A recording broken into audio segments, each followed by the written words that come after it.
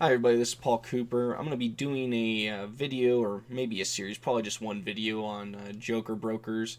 And this is just a little pre-recorded segment on examples on BS you're going to see, especially on LinkedIn. If you follow my LinkedIn series, start doing that stuff, you're going to be contacted by a lot of garbage. So here's a guy, I've kind of talked about him in the past, and I need to remember to go cover up his name and his picture. But this guy's a complete and utter garbage Joker broker. He called me, told me he's direct with the bank for all this stuff, and then he's like, "Oh yeah, I'm direct with the bank. Let me connect you to all these people." And then we get on four different conference calls to a bunch of different other people. He ends up trying to sell me midterm corporate bonds and all this other garbage when on our first conversation. I had no idea what was going on. He was not listening to me at all about what I was doing, and kept calling me. I told him, "Look, unless you're direct with the bank, I'm not interested. I gave you my criteria." And then he's like, "Oh, I am direct with the bank. Let me get the guy on the phone that'll get you talking to the bank." Buddy, that's a daisy chain. He's like, "No, it's not a daisy chain. It was just garbage." And then he sends me a completely scrubbed tape. It doesn't have the addresses.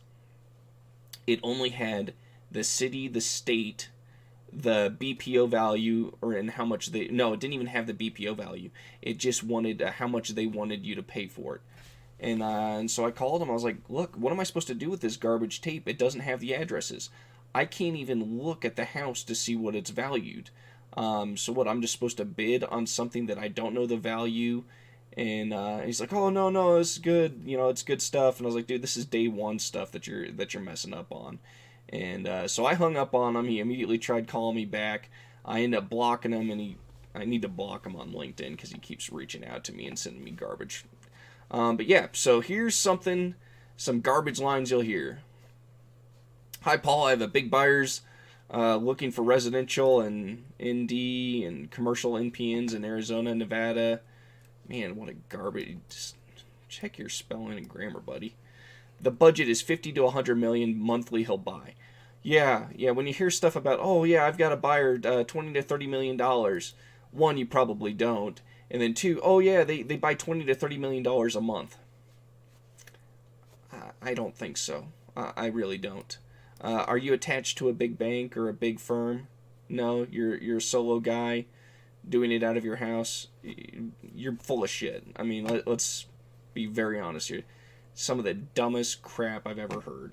"Oh yeah, I've got this guy that wants to buy 20 to 30 million dollars or more each month."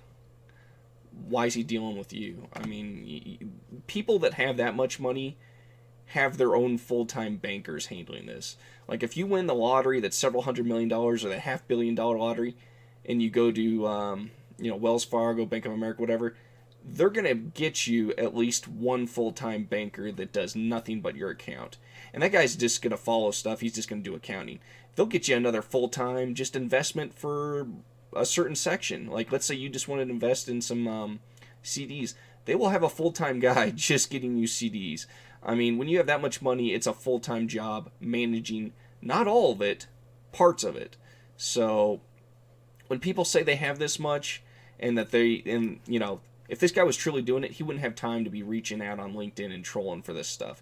He would be direct with banks and other hedge funds, buying directly for them in large pools. I mean, when you can buy a $50 million pool, you can buy directly from Chase and pretty much anyone. So it's just complete and utter garbage.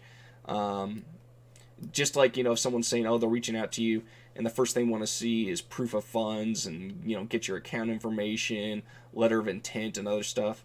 Letter of intents are stupid. You can't enforce them in court. It's very rare that they enforce that in court. It's just saying, "Hey, I intend to buy something or I intend to sell." They're stupid. I mean, they don't take that long to put out, but it's just a waste of time. And then proof of funds, buddy, we don't know each other. We don't have an established relationship. There's a time and a place to show proof of funds, but it's not the first phone call or the first email. And definitely when you're some broker and you're not directly with the person I'm buying from. Yeah. Other stuff will be daisy chains. And I'll cover more of that in other videos. Don't want to turn it into a huge rant, but I'm just wanted to kind of highlight this. He's got a second buyer looking to buy commercial and residential in Ohio, Texas, Georgia, Oklahoma, Florida, all these other states. Their budget's 50 to 100 million. Yeah. I don't know why this guy's even still reaching out to me on LinkedIn, since I chewed him out on the phone and then blocked him. But yeah, this is absolute and utter garbage. I don't know if any of you remember, getting old snail mail from Nigeria. Hey, I'm a prince and I've got, I'm being cast out of my country. I've got a bunch of money. I need you to help me get it out of the country so then I can eventually come back and, do a coup or whatever to save his people. And all they need is your accounting information, and you'll get, $1 million of the 50 million, or you'll even get half or whatever. It's basically that. It's the next step up. So don't fall for it. Don't be afraid. If something looks or sounds really fishy, it probably is. But if it's not and you're still concerned, ask them who they've done business with. Someone who's doing millions, tens of millions of dollars on a regular basis, they should have some decent references. You should be able to cross-reference them with some people, find out if they're real or not. Because, someone who's supposedly got, backers with that type of money, you're not going to get backers like that on your first day. So you should have a pretty good track record, a proven track record to show people.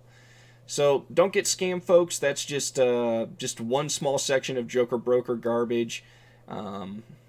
There'll be more, and I'll probably end up just doing a bunch of little clips from different encounters and examples. And if you have any questions, don't hesitate to reach out to me, and you all have a good day.